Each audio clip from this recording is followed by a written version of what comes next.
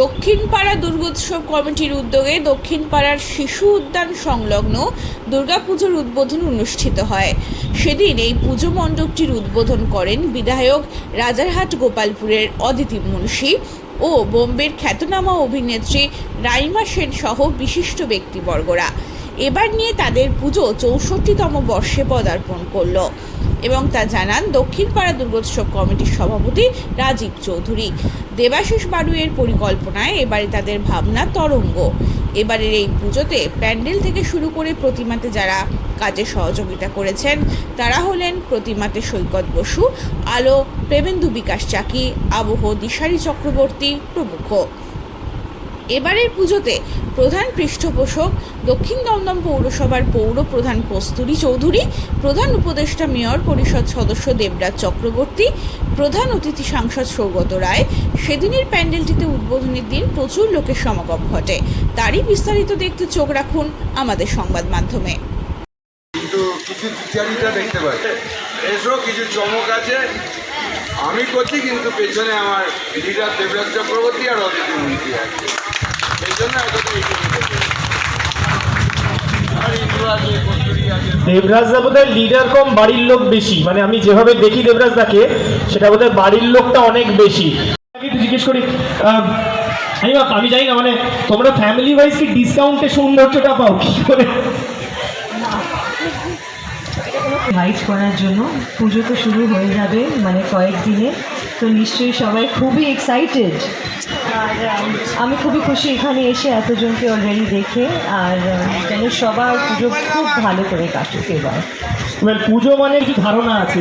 তুমি কি লাস্ট কবে চুরি করে বা লুকিয়ে ফুচকা খেয়েছো? আমি ইনফ্যাক্ট আমার বাড়ির পাশে আমি এক ফুচকাওয়ালা দাঁড়াই, আমি মা বাবাকে না সঙ্গে অগণিত এরকম মানুষ আছেন যারা এই টোটাল প্যান্ডেলটা সহ লাইটিং থেকে শুরু করে প্রত্যেকটা এই টোটাল অ্যাম্বিয়েন্সটা ক্রিয়েট করেছেন। তাদের সকলকে আমার অনেক শুভেচ্ছা। আপনারা সকলে ভালো থাকুন, ঈশ্বরের কাছে এই কামনা করি। আমি একটু অদিতির কাছে রিকোয়েস্ট করবো, অদিতি তুমি যদি সবার জন্য একটু বলো, ইতিমধ্যেই বৃষ্টি পড়ছে।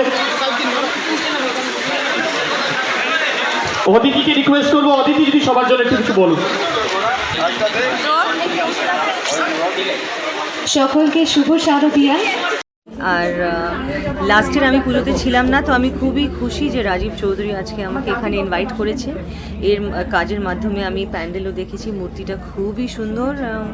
Thank you.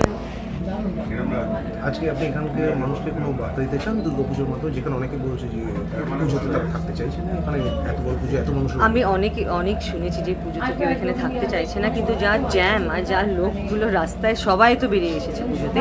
কিন্তু আমি জাস্ট বলবো যে মা দুর্গার আশীর্বাদে যেন সবার আর সবার পরিবারের সব মানে সমস্যা যেন কেটে যায়, আর এই পুজো যেন সবার ভালোই কাটুক। আবার কি দিলাম তো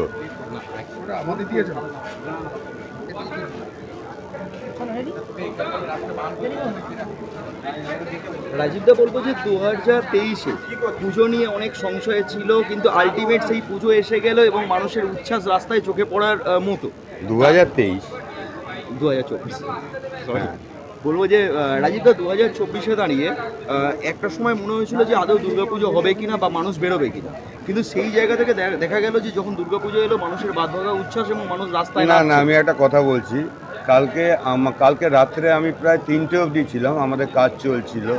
আমি কালকে রাত্রে দেখেছি যে জলপাইগুড়ি থেকে লোক আসছে এখানে এই পুজোটা দেখতে। তার মানেই প্রমাণ হচ্ছে, কেন দুর্গাপুজো হচ্ছে বাঙালিদের একটা ইমোশন।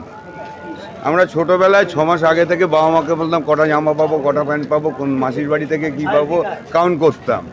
সবাই মনে হয় তখন তো আমরা এখন ইজি অ্যাভেলেবেল সব কিছু পেয়ে যাই, তখন তো পেতাম না।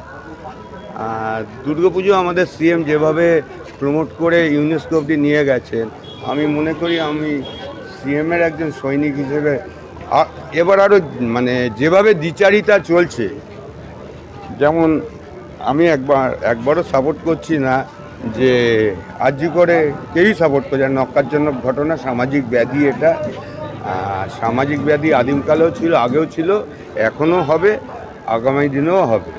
সারা স্টেটে কিন্তু সারা ভারতবর্ষে কিন্তু এটা নিয়ে কোনো বিল পাস হয়নি। সামাজিক রেপ করে আবার টাকা দিয়ে ট্রায়াল করে বেরিয়ে যায়, হ্যাঁ কি না? কিন্তু আমাদের সিএম আর অভিষেক ব্যানার্জি অপরাজিতরা বিলটা এনেছে, সেটা নিয়ে কিন্তু কেউ আলোচনা করছে না। আর দ্বিচারিতাটা কীরকম হচ্ছে, বলছে পুজোয় অংশগ্রহণ করব না, পুজোয় অংশগ্রহণ করব না, কিন্তু আমার সিনেমা 7 তারিখ রিলিজ হচ্ছে, 7 তারিখ সিনেমাটা দেখতে এসো।